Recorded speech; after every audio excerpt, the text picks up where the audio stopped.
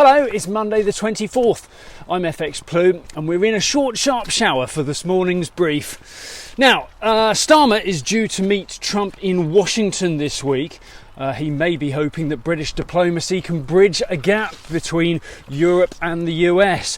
But recent criticism over Ukraine suggests Trump thinks Starmer is a pretty ineffective leader. Back home, pessimism is rife at the moment. Inflation is resurgent, back at 3%, and data suggests households are trying to cut expenses. Labour is not quite delivering on their promise to raise living standards. The economy is actually smaller on a per capita basis, and Labour is certainly sliding in the polls. Not exactly the backdrop that Chancellor Reeves would have hoped for ahead of her spending review, is it? Many feel that Reeves needs to increase taxation or reduce public spending in order to comply with her self-imposed rules. Of course, she could always rewrite those rules, but does she have that kind of maverick move in her locker? I doubt it.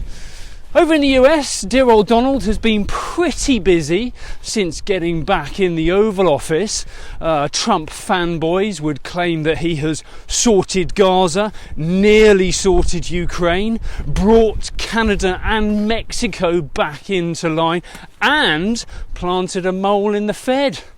Trump does still want inflation to be lower, and he does still want rates to be cut further, but last week's CPI inflation data posted a 0.5% month-on-month increase for January, and this pushed the year-on-year figure over 3% for the first time since June.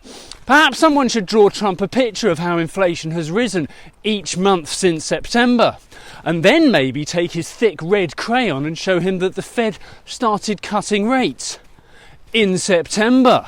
I'll leave the rest to you.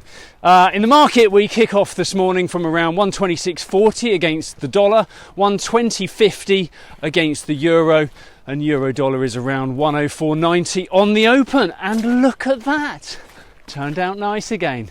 If you do not have a clue, then just tweet through and ask FxPlew.